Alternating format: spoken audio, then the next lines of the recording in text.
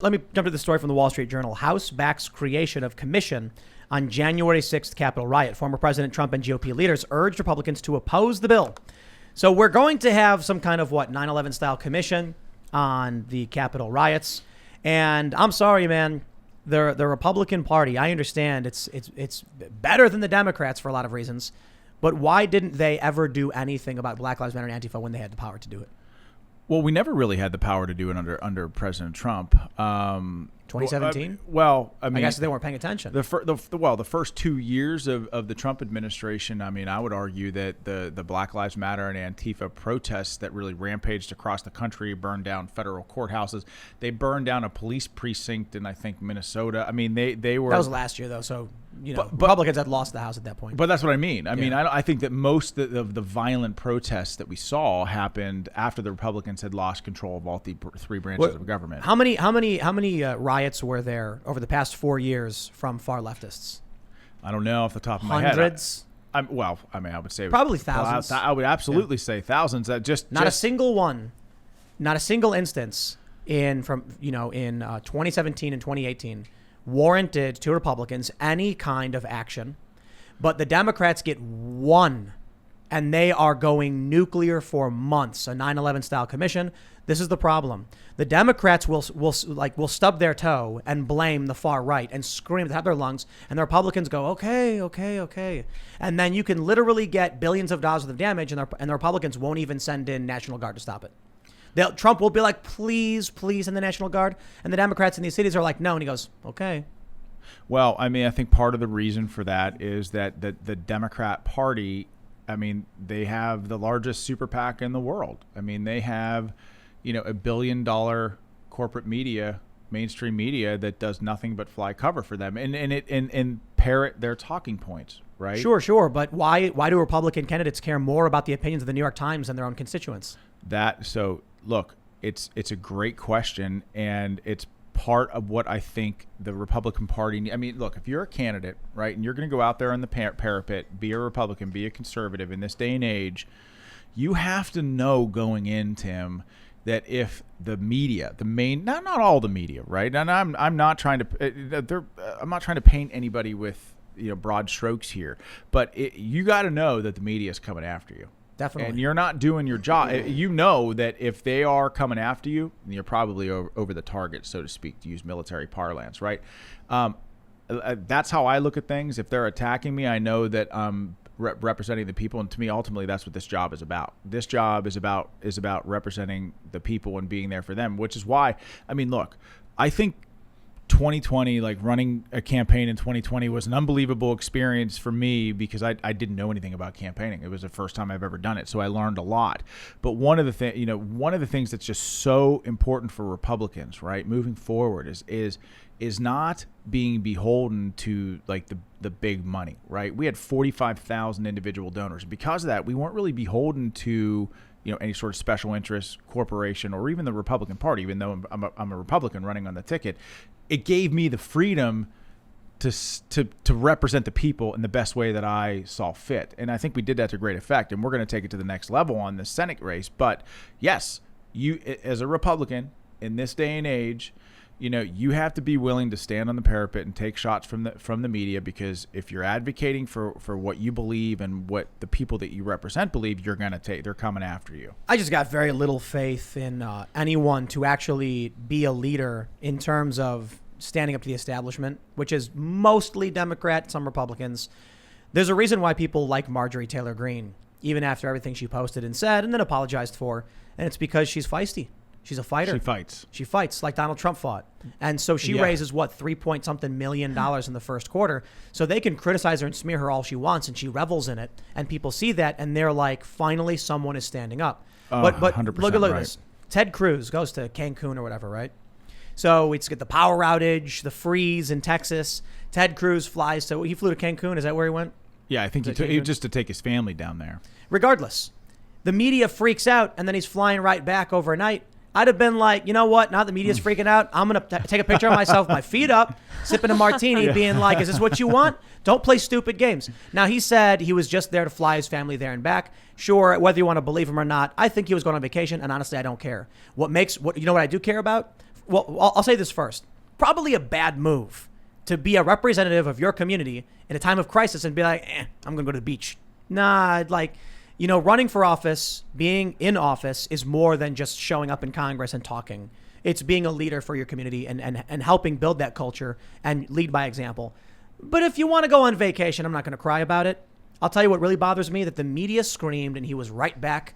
Oh, no. Oh, geez. No. Oh, don't look at me. I don't care what the New York Times has to say about these people. I'm sick of the lies from the media. I'm sick of the fact that for 4 years, the Republicans in the Senate didn't do much of anything with what was going on. I remember from 2016, 17, 18, we knew censorship was a very serious problem, and the banning of Donald Trump's most ardent supporters was going to result in Republicans getting defeated. Republicans can't even express their own opinions. How could they expect to win at this point? And they did nothing. I agree. Look. No, I know. I'm not ranting at you. You know where I'm going with this, right? Like, it's happening to me right now.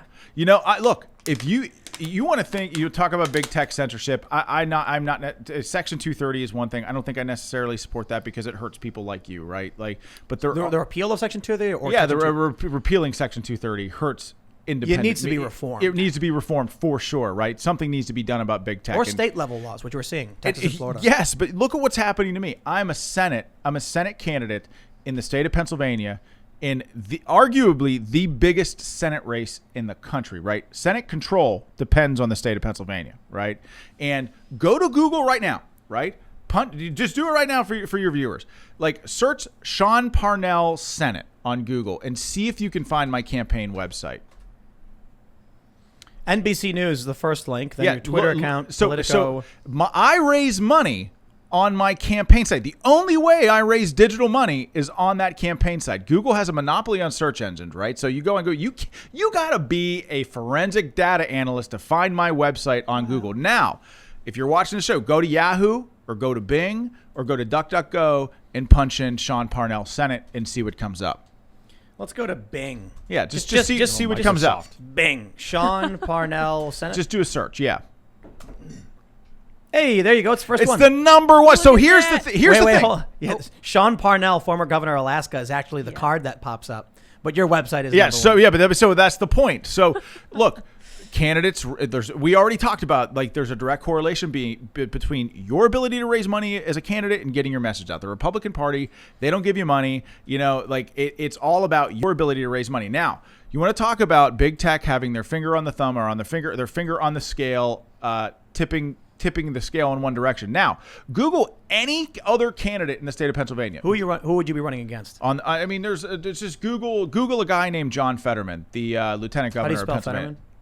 I got him. Yeah, just Google him, see if his website comes up on Google first thing. First thing is his Twitter, and then governor.pa.gov, then johnfetterman.com. Okay, there you go. So if you're on Google, the primary mechanism that everybody in the country... And he's running for the Senate. And he's running for the Senate. So my opponent right now has, or a potential opponent right now... There's a primary, right? There's a primary, right? There's a Republican primary. But my point is, they have a distinct advantage right now. And this is big tech.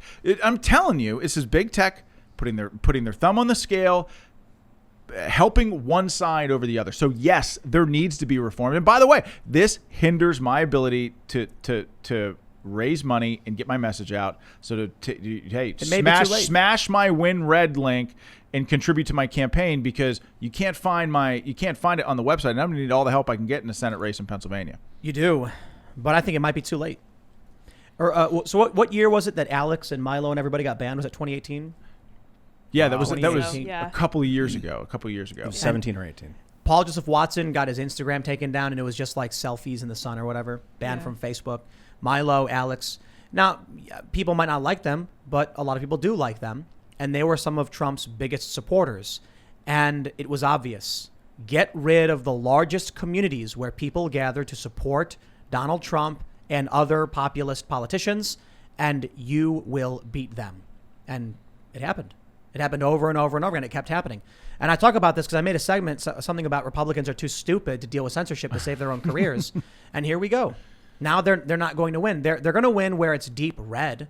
But I mean, I will say, surprisingly, the polling was tremendously favorable to Republicans in the 2020 election for sure. But right now, with what we're seeing out of, Pennsylvania, for instance, Philadelphia specifically, 30-point lead for the progressive. All right. I don't think we're going to see a Republican, huge turnout in the general because it's a city. Philadelphia is tough, but I will tell you, this is what I mean. This is what I mean about going to certain places. The first week of the campaign, I went into South Philly. I went to the Italian market, and I talked to business owners there. Showing up matters. It doesn't mean you're going to get a majority of the vote, but you've got to show up for people, right? And I've been on this show with you 4 times. It's not like I'm a crazy right-wing bomb thrower. Truthfully, I'm a consensus builder. I consider myself a leader, right? When I was in Afghanistan, I led the most diverse platoon you could possibly imagine. Rich next to poor, black next to white, Christians next to atheists, next to Muslims, Democrats next to Republicans, next to socialists. We figured out a way to make it work in one of the most hostile regions on the planet because we figured out a way to look past our many differences as Americans and unite under a common banner and fight for a common mission. If I can do that in Afghanistan or a remote hilltop in one of the most hostile regions on the planet, we sure as heck can do it here in the country. That's my message everywhere, yet you can't find me on Google. And that's a problem. It's a real problem. Do you know when the Republican primary is going to be? For Senate? Yeah. It's a year. It's a year. So that if in case you're wondering, yes, that's a long time. Yes, I just threw up in my mouth a little bit. But the problem is, and I do think campaigns generally last way too long, but we've already got candidates in the race raising a ton of money, especially on the Democrat side. And if we wait to get in, you could find yourself in a $10 million hole, and that's impossible to dig yourself out, So, yeah. I mean, I suppose there's some optimism in that the Democrats have a very, very slim control right now, and they've gone back to sleep. And ratings are in the gutter because Democrats don't pay attention anymore. Look, 2022 is going to be. Look, we talked about the ballot questions. That should give you a little inkling about where public sentiment is with regards to these lockdowns, for example, or control, which is really a core pillar of Democrats or radical Democrats. And so I think 2022 is going to be a great year for Republicans, conservatives, leaders in Pennsylvania. Pennsylvania is absolutely winnable. Absolutely winnable. I personally think we're going to win Pennsylvania. So who are the senators right now for Pennsylvania?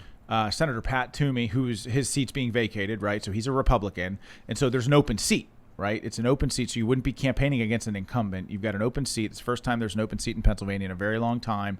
You got Senator Bob Casey, who is a Democrat, and he's been there for a couple terms. Are they both up for re-election, or it's this? No, just Toomey. Yes. So this is an open seat, right? So a Republican is retiring, and so yes, biggest Senate race in the country. And so if this goes Democrat, it's 51. You lose control of the Senate. Period. It's already, the tiebreaker goes to the Democrats because of Kamala Harris. So we the Senate seat in Pennsylvania is a must-hold seat. It's a must-hold seat. It is because of Manchin.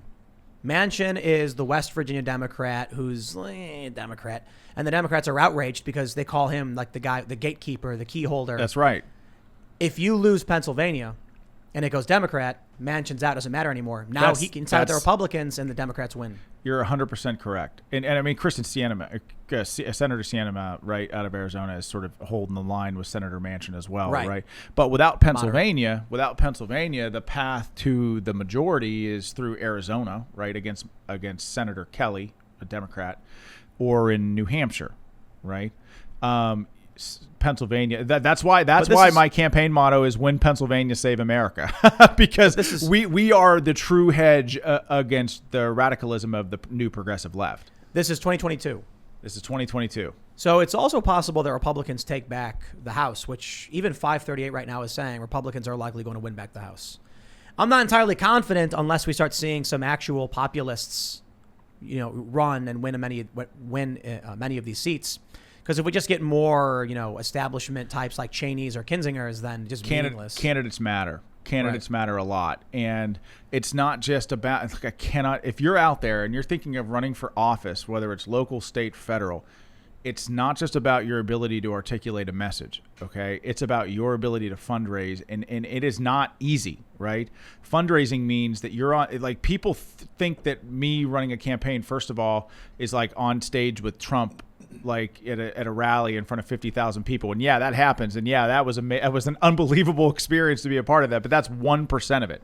It's like 5 hours a day on the phone calling people, cold calling people. Have you ever done sales calls? Try cold calling people and say, hey, and then asking for like $2,900. See how often you get hung up on. See how often people tell you no. But you have to be relentless with it. And what I see is that all too often candidates aren't willing to do that. But you got to do it. One of the biggest challenges for Republicans is when you're dealing with a message of we're going to give you free stuff versus be responsible for yourself and go work hard. I think I know where people are going to lean towards. I don't know about that, Tim. I don't know how. I know that like, and I'll tell you, talking to business owners, like one of the main issues that they're facing right now, and whether it's in the restaurant industry, in the manufacturing sector, or whatever, is that we're paying people more to stay home on unemployment than go to work. That's a problem, right? And people are choosing to do it. Yeah, well, that's right. I mean, well, look, if you're a mother of three, and you've got 3 little kids, and you have an opportunity to stay home with your kids for a few weeks and spend time with them, you're going to take that, and I'm not going to fault you, right? Well, the GOP tweeted. You see that thing they tweeted? What did they say? That, more women are choosing to stay at home and be with their children than go to work. And all of these like Twitter conservatives were like, what is wrong with you? I don't know. Look, I'm focused on winning the Senate in Pennsylvania in 2022. I can't speak to any of that. But like our job as leaders, I think, and part of my core philosophy is, my personal mission is to go to Washington when we win, do everything that I can to shrink the size and scope of the federal government, because I think that too much consolidated power in Washington, I believe that there's a direct correlation between that consolidated power and less freedom in our lives, right? And so we can shrink the size and scope of the federal government. We can divert as much power back to the states as humanly possible, because ultimately the states are the experts. I mean, states are they know what they need, right? And so more freedom in our lives is a good thing. And then when I'm done with that, I mean, I'm not a career politician. You're not going to see me in Washington for 40 years, but you can bet after a couple terms, I'm going to get myself a farm in Western Pennsylvania and probably never talk to anybody again. But yeah, I know you do.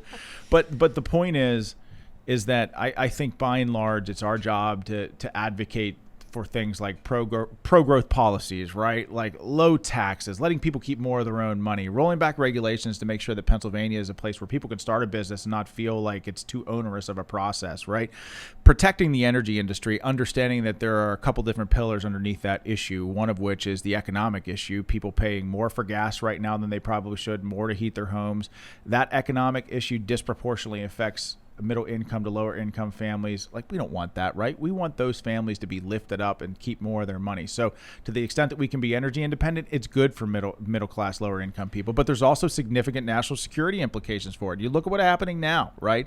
Joe Biden cancels the Keystone XL pipeline, puts 10,000 plus union workers out of work, hurts our energy independence, all with the stroke of a pen, while approving and rolling back sanctions on Russia to approve their pipeline. So Joe Biden is literally creating jobs in Russia, helping their energy independence, helping the Russian economy to allow them to export natural gas all around the world, while they're on the border of Ukraine. Imagine if President Trump did that. They would be calling him a Russian asset. Well, they already were, but Oh, of course, they already were, but yes. This proves it. Yeah, this proves it. But you see my point, right? And so energy independence is something that's important. It's a major pillar of the economy in Pennsylvania. And healthcare is a big deal, right? The GOP has not had a good answer on healthcare for a long time. And I think, part of my platform is having a good market-based innovative plan for healthcare. Like we all talk about the Republican talking points of letting insurance companies compete across state lines, more flexibility, more choice means lower cost for the consumer, and a more diverse healthcare plan offering. All of that's great. And talking about association healthcare plans, of the idea of small businesses being able to band together to have the same purchasing power as large corporations. That's good, right? But what if we think outside the box for a second and take things a step further and say, why don't we let individuals of a similar age, sex, demographic, with similar healthcare needs, individuals band together on app-based technology? It essentially becomes an insurance pool. You have millions of people on, you can call it a platinum plan, gold plan, silver plan, whatever. But people that, 25-year-olds have similar healthcare needs, right? Like, it's not perfect, right? But you can invest money. You pay a certain amount of money on a monthly fee for a healthcare app. You become a member of that healthcare plan, and you allow individuals now to have the same purchasing power as large corporations. Republicans need to start thinking outside the box on having good, pragmatic policy solutions to make our lives better. It's true, but you go to a regular person and say they want you to come up with some plan for banding together. We're just going to give you free stuff. Well, the problem is that, first of all, it's not virtuous to take someone else's money, tax someone else, and give their money to someone else. There are a lot of people who don't care. Well, just give me the free stuff. I don't care. They will care because the problem is eventually you run out of other people's money. And then the Democrats come out and blame the Republicans, saying it's your fault for not raising the debt ceiling or whatever.